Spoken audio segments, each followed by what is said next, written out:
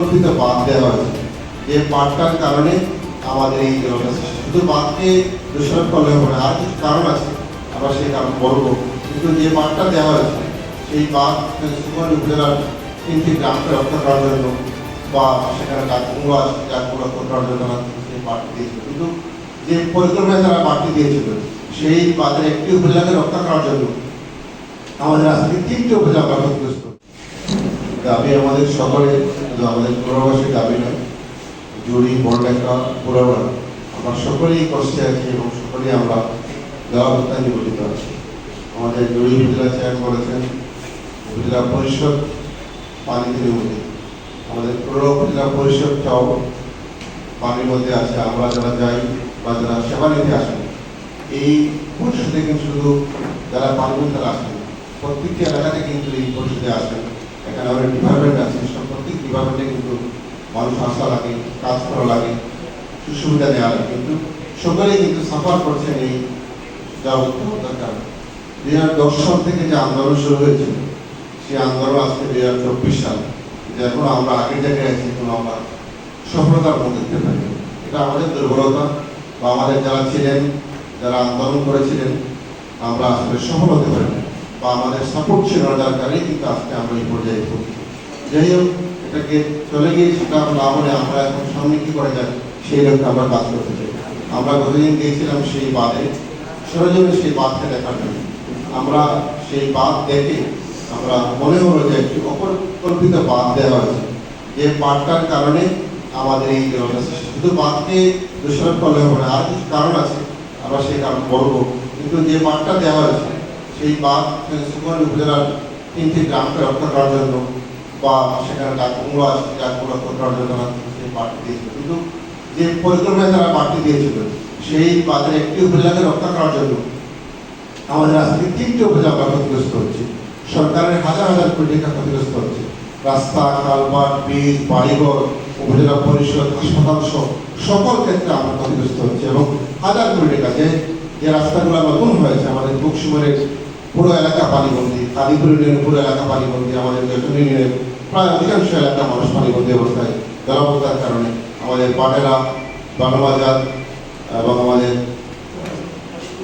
কালীপুর, এই যে গরমচাপ, এই যে ইউনিয়নগুলো পানিবন্দী অবস্থা, পৌরসভা বলা অপেক্ষা রাখে না যে পৌরসভা মানুষ কি অবস্থায় আছে। এই 1 নম্বর ওয়ার্ড যে বক্তব্য রেখেছেন যে মানুষ কত কষ্টে আছে। আমরা যারা বুকসমলে আছেন তারা হয়তো অভ্যস্ত আছে, পানি আসবে, তাদের ব্যবস্থা আছে, কিন্তু এই শহরের মানুষগুলো কত কষ্টে আছে না দেখে কিন্তু বিশ্বাস করতে পারবে, বুঝতে পারবে না যে কোনো যাতায়াতের কোনো ব্যবস্থা নেই, নৌকা নিয়ে যাওয়া যায় না, এবং পানিগুলো এত নোংরা কাঁচরা হয়েছে, হাঁটলে সেই জায়গায় চুলকানি শুরু হয়ে যায়, সেখানে রোগ সৃষ্টি হয়ে যায়। এই অবস্থার মধ্যে কিন্তু আমাদের সমাজ বসবাস করছে, কিন্তু সেইগুলো দেখার মতো কোনো মানুষ আমার না কেউ আছে বলে আমরা চেষ্টা করি তার উপস্থাপন করার। আমরা যাদের কাছ থেকে আমাদের মাননীয় এমপি মহোদয়কে ধন্যবাদ জানাচ্ছি, তিনি সংসদে বক্তব্য রেখেছেন, কিন্তু আমরা আমাদের বড়লেখার এমপি মহোদয় জানি না তিনি কথা বলেছেন, সংসদের কথা বলেছেন কিনা। যারা কথা বলবেন তারা যদি কথা না বলেন, সেই জায়গায় কথা না বললে এগুলোর সমাধান করা সম্ভব হবে না। আমরা দেখি অনেক এমপি বক্তব্য দিয়েছেন, বক্তব্য দিয়ে শুরুতেই তারা শুরু করেন সিলেট দিয়ে, কিন্তু আমাদের এলাকা যে ক্ষতিগ্রস্ত হচ্ছে সেটা শুরুতে তারা বক্তব্য রাখছে না। সিলেট শুরু হয়, তারপরে আস্তে আস্তে পুরোটা আছে জুড়ি বড়লেখা। আমরা কেন সিলেটের কথা বলবো? আমরা আমাদের এলাকার কথা বলবো, আমাদের পুরোটার কথা বলবো, আমরা জুড়ির কথা বলবো, আমরা বড়লেখার কথা, তারপরে আমরা সিলেটের কথা বলবো। সেদিকে নাকি সিলেট থেকে শুরু হয়, বলে সকল বন্যা পানি সিলেট চলে গেছে, কিন্তু আমাদের এলাকায় অনেক কোনো পানি নেই। এই অবস্থা হলে এগুলো কোনো সমাধান করা যাবে না। আমরা হয়তো এইখানে বক্তব্য রাখবো, আমাদের উপজেলা মাসিক সভায় বক্তব্য রাখবো, জেলার সমন্বয় সভায় বক্তব্য রাখবো, কিন্তু আসলে কাজের কাজ যারা করবেন তারা যদি করেন না, তাহলে এই বক্তব্য দিয়ে উপস্থাপন কোনো লাভ হবে না। আমাদের একজন বক্তা বলেছেন যে আমাদের ডিসি সাহেব আসেন 2 বছর পরে তিনি চলে যান, এই প্ল্যানের মধ্যে চলে যান। কমিশনে আসেন 2 বছর থাকেন, তিনি সেই প্ল্যান করতে করতে 2 বছর চলে যান, কাজ শেষ।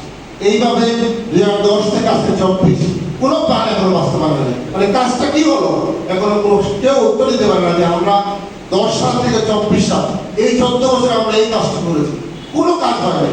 শুধু বক্তব্য, পানি আসলো দেখলেন, 10 কেজি চাল দিলেন, দেখে তারপর চলে গেলেন, কিন্তু কোনো কাজ এখনো বাস্তবায়ন হয়নি। সেই পার্কটি যে হলো, এই পার্ক তো এখন নির্মাণ হয় নাই, প্রায় 14-15 বছর আগে সেই পার্কটি নির্মাণ হয়েছে। তখন কি ছিল? তখন কি কাজ করেছেন? কোনো কাজ করেননি, শুধু দেখেছেন ব্যবস্থা গ্রহণ করা হবে, সুপারিশ করছি, আলোচনা করব, এই মধ্যে সীমাবদ্ধ ছিল, কিন্তু কোনো কাজ নেই। কিন্তু আজকে এত মানুষ ক্ষতিগ্রস্ত হচ্ছে, এখনো সেই বক্তব্য দিলে আমরা ব্যবস্থা করছি, মহা পরিকল্পনা গ্রহণ করা হবে, কিন্তু সেই মহাপরিকল্পনা কি আমরা আসলে এখন জানি না। এই সেই মহাপরিকল্পনা কবে গ্রহণ করা হবে, কবে বাস্তবায়ন হবে, আর কি 14 বছর যাবে, কেউ বলতে পারে না। আর এই মানুষগুলো যে ক্ষতিগ্রস্ত হচ্ছে, সরকার তো ক্ষতি হচ্ছে, হাজার হাজার কোটি টাকা রাস্তাঘাট আবার ক্ষতিগ্রস্ত হচ্ছে। আমরা যে কাজ পরিষদ থেকে করি, প্রতি বছর সেই কাজটা করতে হচ্ছে। একটা আমরা পরিষদ থেকে যে কাজ 2 লক্ষ টাকা দিয়ে শুরু করলাম, সেই বর্ণনা করে সেই কাজটা আবার করা আছে, প্রতি বছর আমাদের লক্ষ করে ক্ষতিগ্রস্ত করছে। সেদিকে কারো কোনো খেয়াল নেই। আমি দাবি রাখবো, আমি উপজেলা পরিষদ চেয়ারম্যান, আমরা সর্বোচ্চ পর্যায়ে আমরা জেলা পরিষদে আমরা মিটিংয়ে উপস্থাপন করতে পারবো, অথবা আমরা বিভাগের ঘোষণা পর্যন্ত যেতে পারি, কিন্তু আমরা সংসদ পর্যন্ত যেতে পারবো না, প্রধানমন্ত্রী পর্যন্ত যেতে পারবো। যাওয়া লাগবে আমাদের মাননীয় এমপি পর্যন্ত। তারা উদ্যোগ গ্রহণ করুন, আমরা অবস্থান থেকে আমাদের জনগণ থাকবে অবস্থান থেকে।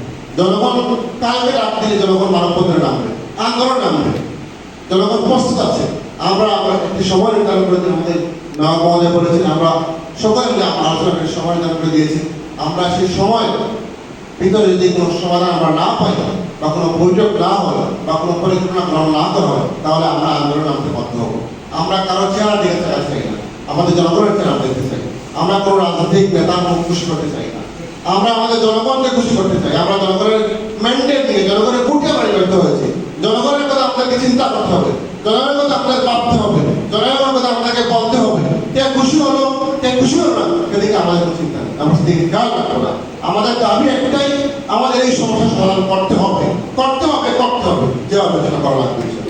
এবং এই পার্ককে শুধু দূষণ করলে হবে না, আমাদের আরো কিছু কাজ শাহিন ভাই বলেছেন যে আমাদের কুশিয়ারা নদী আমরা দেখেছি, যে গত দিন দেখলাম যে পানির যে যাওয়ার যে রাস্তাটা তো খুব সামান্য একটি ছোট একটা রাস্তা রাখা হয়েছে।